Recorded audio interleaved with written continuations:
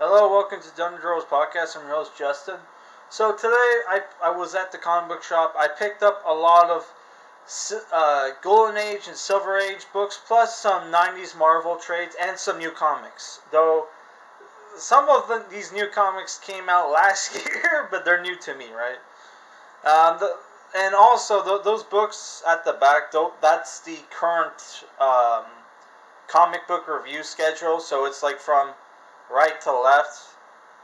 Though I don't have the X-Men Days of Future Past book there, which is my next review. I put it somewhere and I can't find it.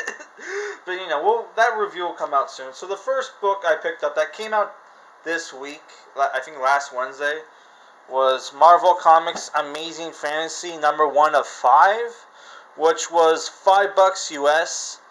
Paid $7 for it. Which, look at that cover, man. You got like barbarian Captain America on like a winged lion trying to save an elf girl from orc of some kind. And this book apparently features Spider-Man, Black Widow, and more. So I don't know much about this artist,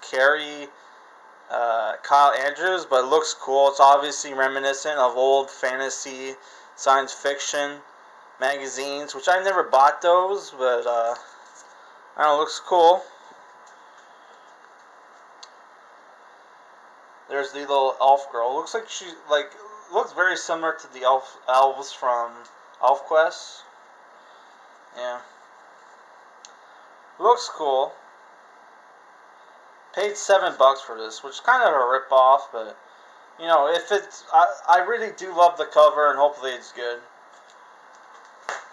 So next, I picked up some Suicide Squad 1 through 3. This is like the current run, I think, which has Peacemaker on it, which is the reason why I picked it up, because I like the Peacemaker character.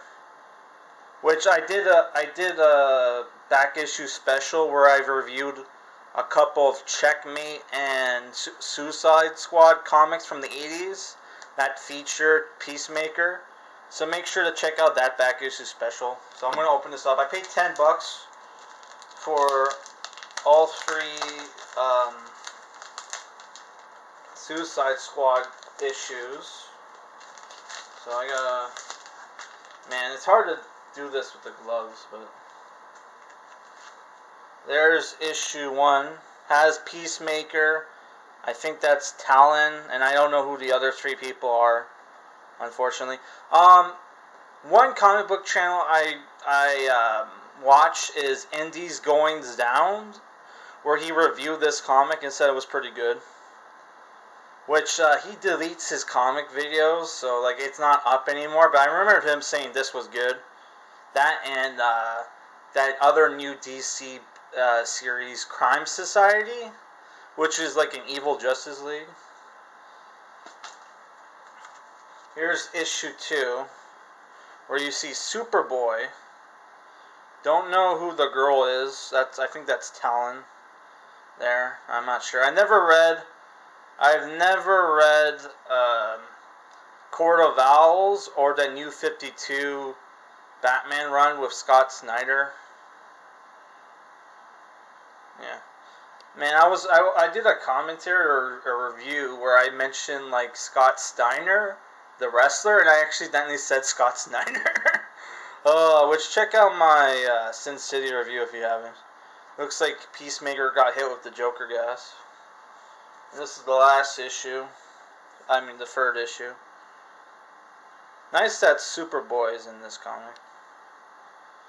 Looks like you got some Flash Girl. I don't know who she is. It looks cool. Next we have our Pulp Heroes comics, which I got this Marvel Masterworks Golden Age Mystic Comics Volume 1, which collects 4 comics. But this is a very thick book. It features superheroes like the Dynamic Man, the Blue Blaze, Dacor the Magician, and Flexo the Rubber Robot. Which this was an old comic book series from the 30s or 40s from the comic company that would eventually become Marvel. So here at the back you can see the comics. Love that cover.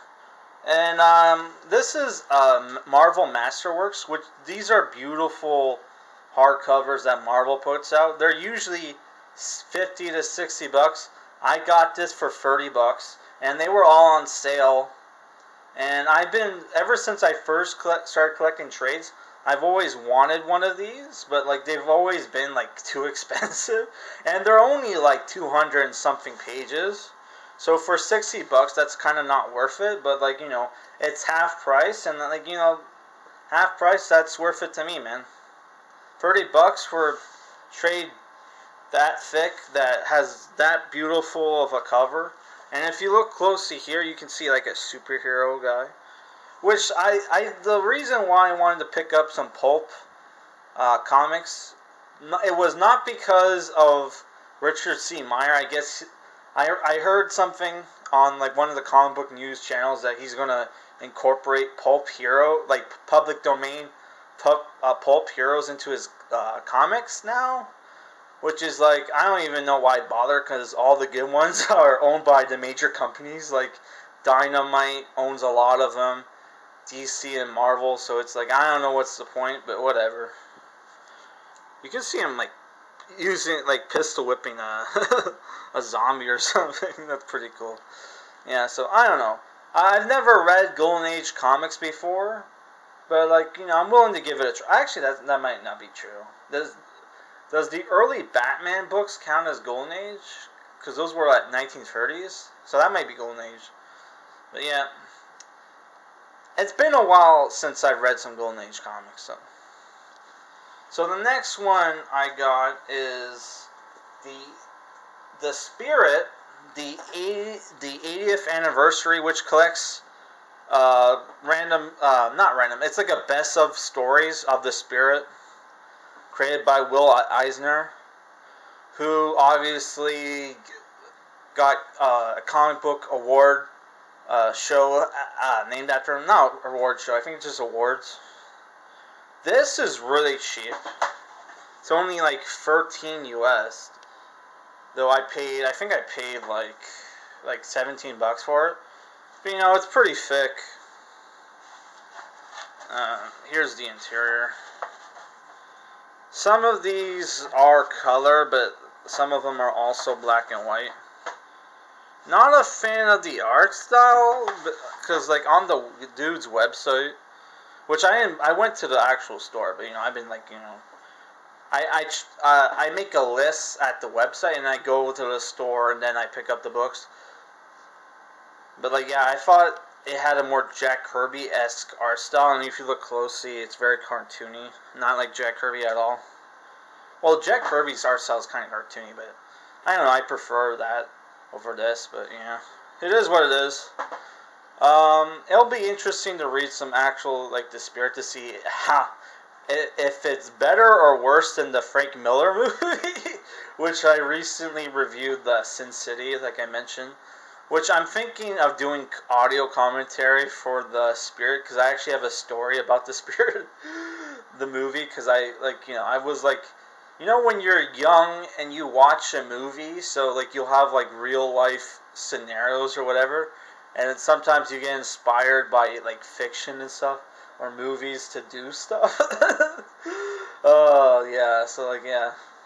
I don't know, basically, I'll tell this story when I do it, the Spirit commentary, but basically, I watched the Spirit movie and I did something. I had a real life problem and I used the movie as inspiration to deal with that problem. Which, was it a good decision? I don't know, but yeah. This looks cool. It's a soft cover though. Next, I picked up some Silver Age DC comics, which this is the Doom Patrol Silver Age Volume 1. How much did I pay for this? This is 40 bucks Canadian, 30 US. So yeah.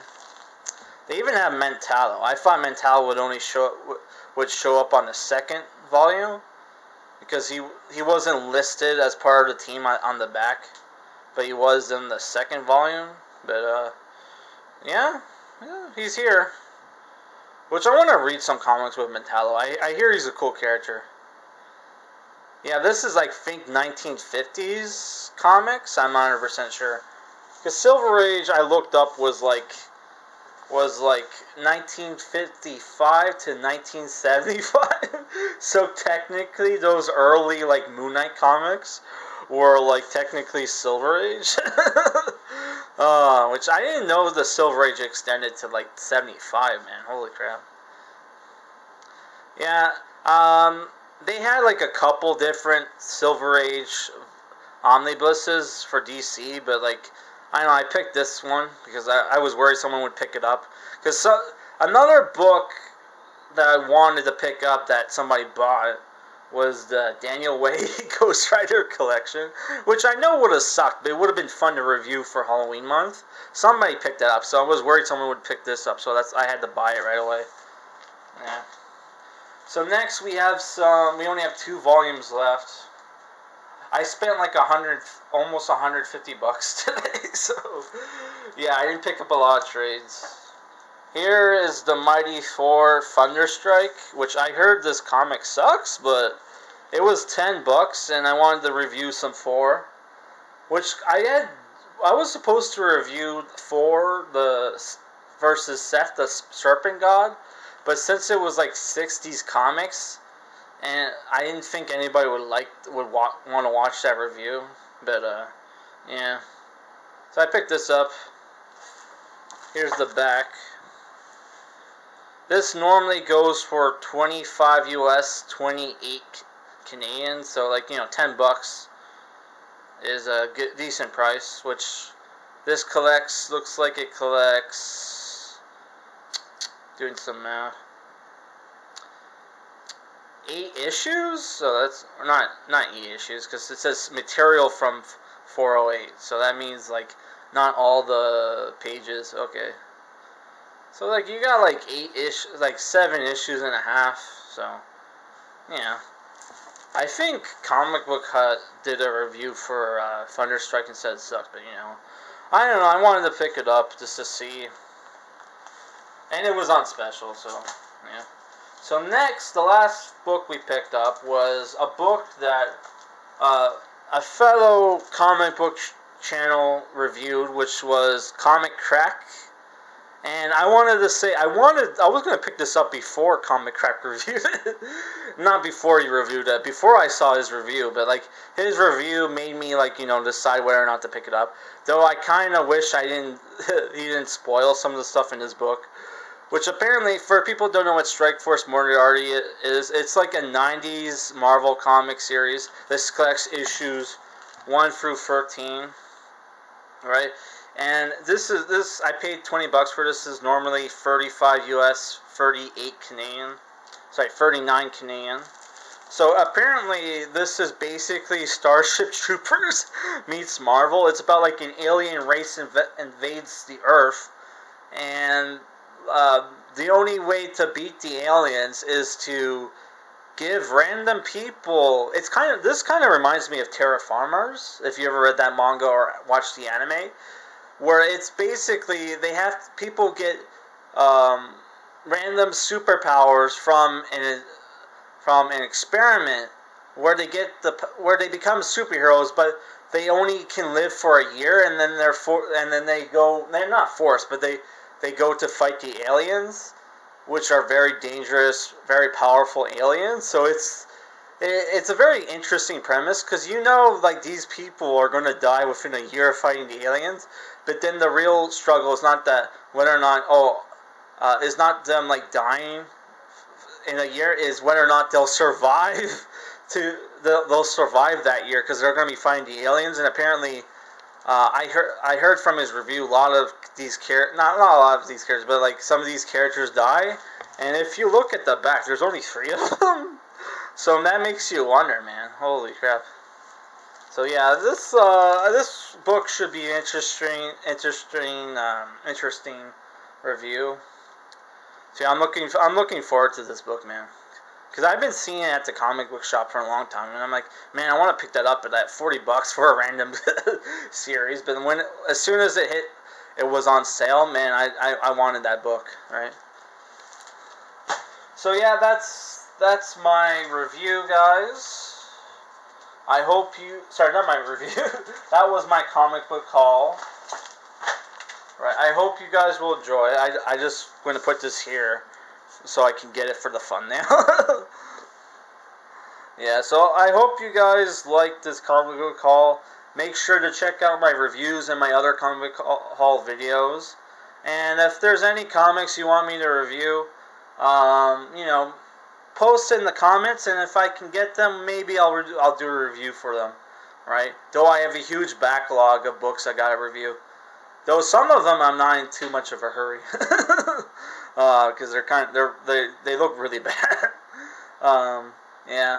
Also, I think I told somebody I was gonna pick up Moon Knight #1 and Mom. I decided not to because Mom, it looks terrible for one, and two. Emilia Clarke told a very obvious, fabled story about being bullied out of a comic book shop as a kid, which no way that would have happened. Maybe from other kids, but not from, like, you know, grown adults. But, like, yeah, that story seemed like totally fake. And, you know, she trashed comic book fans, and I'm like, yeah, I'm not buying that comic. I'm not spending $5 on that, $5 or $7 for that. And the Moon Knight #1 book I didn't want to pick up because somebody said it was pretty much, and like the whole issue was a retelling of Moon Knight's origin story, which I already have like 2 Moon Knight books that you know has like Moon Knight's origin story, so I don't need to hear about Moon Knight's origin story for the third time. Maybe I'll pick up the trade when it comes out, and I'm going to look into maybe picking up the Jeff Lemire. Lemire, I don't know how to pronounce his name. I always thought it was Lemire, but people say Lemire. So one of my subscribers recommended me to review the Jeff Lemire Moon Knight run, which I saw there was like 3 trades or 1 omnibus. I'm not 100% sure which one I'm going to pick up because Jeff Lemire has been hit or miss for me over the years. So we'll have to figure that out. But yeah, that's all I got pretty much say for this review. Also, I'll probably be doing reviews for this maybe soon. And the Suicide Squad books, I'm not going to review that till the movie comes out, which I think the movie's coming out soon. But yeah, I would need to check that out.